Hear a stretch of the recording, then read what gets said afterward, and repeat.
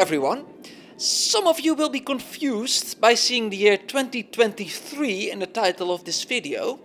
Others might question why it is that these parks are not being presented by Dirkling himself, but I expect most people just want to look at the parks in question. We are going to look at 29 Christmas themed parks that people of the community made for each other anonymously. This entry is a Christmas card, Merry Christmas. If you rightfully have no confidence in the postal service, you can also send Christmas cards this way. Making text using Trachytexture, which you could maybe call Trachytexture, is a thing that is relatively hard, probably. Here you have a fairly impressive recreation of Urk, a famous former island in the Netherlands. There seems to be some alternate history going on here, as the rite inside the church is called Christmas Mass. But Urk is precisely famous for being Calvinist, so this is probably not an accurate depiction of Urk. But the church building itself does look like the real thing. There are 2 toilets in this park. Next we have a tiny giga coaster called Expedition G-Frost.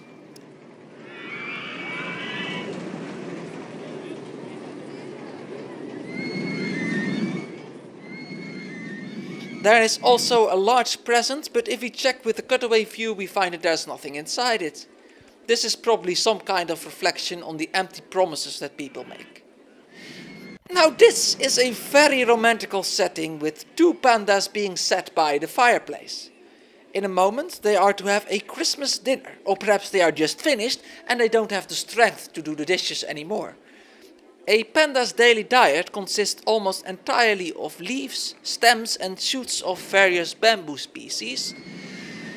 But were they to celebrate Christmas, they would probably also eat Brussels sprouts and other pretentious vegetables.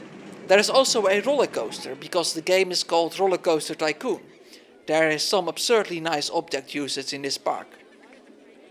This park probably tells some kind of story of a grim city where they don't celebrate Christmas and a romantical little town where they do. Over here people are working their office jobs, probably very stupid, mostly meaningless jobs. And over here people are celebrating a traditional Christmas with a carousel and a Nordic toilet experience. At the other end of the park there's these 2 people either having a standoff or having something romantical going on. This one is probably the most mind-blowing thing. If you rotate this park, it changes. First you have these presents, then if you rotate it becomes these weird geometric things, and then it becomes some kind of castle. It's very artistic and I ain't got a clue how it was done. Here we have a snow globe. I do wish there were some guests actually riding this train, though I guess for realism's sake they didn't have any guests in this park. It would be quite strange if they sold snow globes with tiny life forms in them. An example of creative object usage is these go-karts that are being used as bows on the gifts. Here we got a Lego set. This is the box art, it says Lego over here. And if you rotate twice you see what the set looks like when it is built. The peeps are yellow. If you want to buy a real Lego roller coaster, it is absurdly expensive. There are probably wiser financial investments. This coaster has some really elaborate support work. This is a recreation of Iron Gwazi. Apparently it is North America's tallest and world's fastest and steepest hybrid coaster.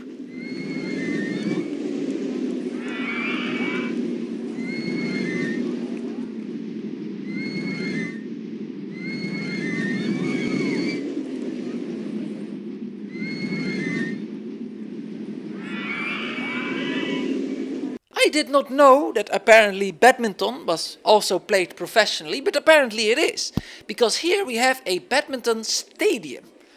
They have a racket and a shuttle above the entrance so that you know what sport is being played here. According to Wikipedia, European play came to be dominated by Denmark, and I believe this information. The next entry wins the special Banaanvanaat Toilet Award. It has 5 toilets, which I think is very commendable.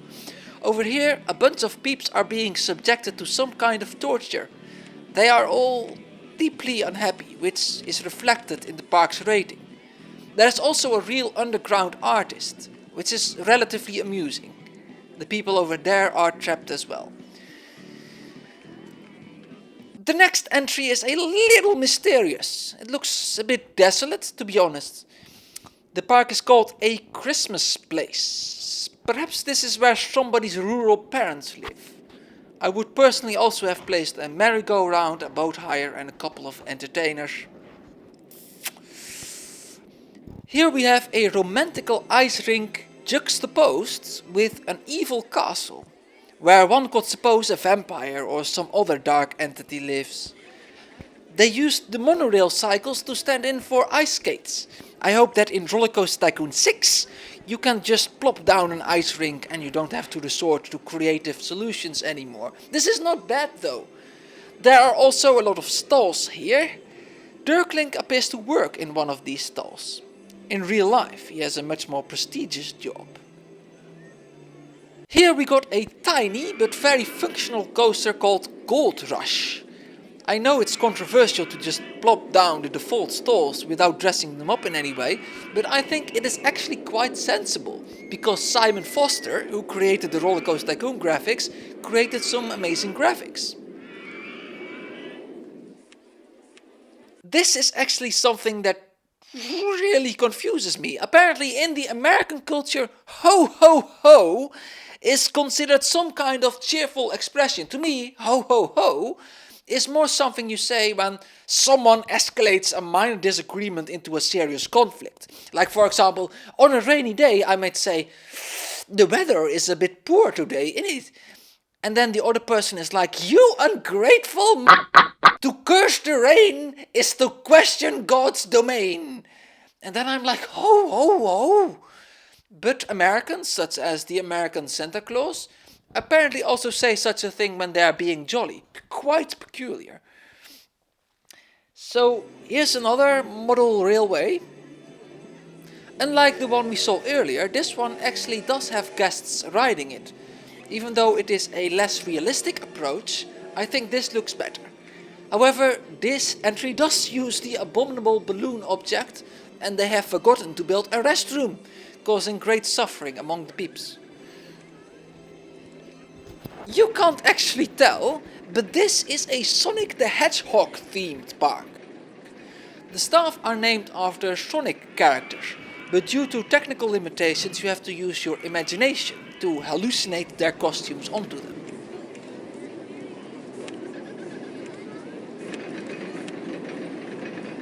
This coaster is called The Way Home from Work. We all love The Way Home from Work, not for what it is, but for what it signifies the end of. It's a happy few who are happy with their job. Indeed, the end of a working day is easily as pleasurable as a roller coaster. Another Christmas card. Here, if you unpause it, Santa Claus appears, or at least his sleigh does. There seems to be no occupant of the vehicle. Perhaps this is a glimpse in a universe where it is the sleigh itself as some sort of automated vehicle that delivers the presents and not Santa. Or perhaps a terrible accident happened, forever changing the nature of Christmas. You may have difficulty discerning what it is that you are looking at here, but luckily everything is nicely labelled. We have a roast, pepper and salt, and a sprout. The coaster is called Roast Rider, which may in some sense represent the satisfaction of eating this presumably scrumptious meal. There is also a bunch of toys on the floor, because that is the correct way to raise children. Here's another snow globe. This one has some sort of MC Escher type stuff going on. There is a Dutch coffee shop. It's actually not ideal that in Dutch we use the seemingly English term coffee shop to describe a place that does not sell coffee. That may surprise some tourists, possibly. Yet another Christmas card. Seems to be a popular genre. This one is a little small but also very elegant. Interestingly, this one also has a backside. I don't know exactly what this is meant to represent, but it is cool. So this is a CD that apparently parodies a real CD. Instead of from Mars to Sirius, it is from the North Pole to Sirius. Apparently there is an alien civilization that Santa also has to deliver presents to. If you rotate twice, you can get a silly train and a train station called Lacor, which is probably the name of a band. It's unfortunate again that there are no peeps to ride this train. This single rail coaster also has no peeps riding it, which is actually a good thing as the coaster crashes almost immediately.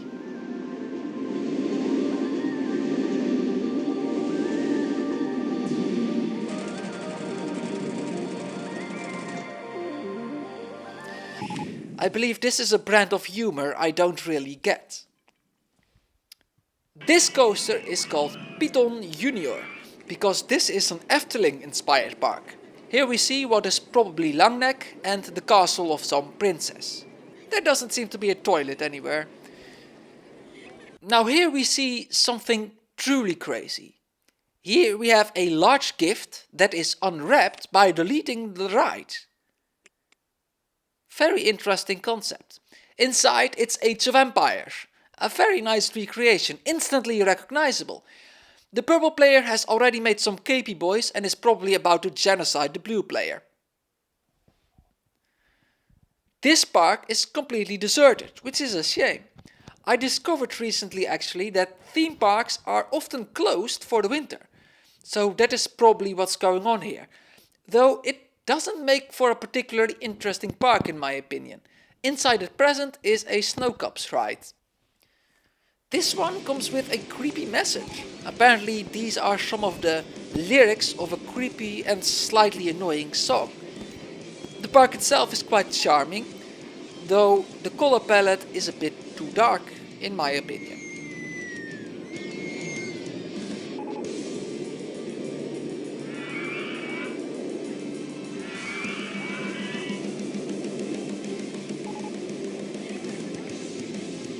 Finally, we have this house from a famous Christmas movie.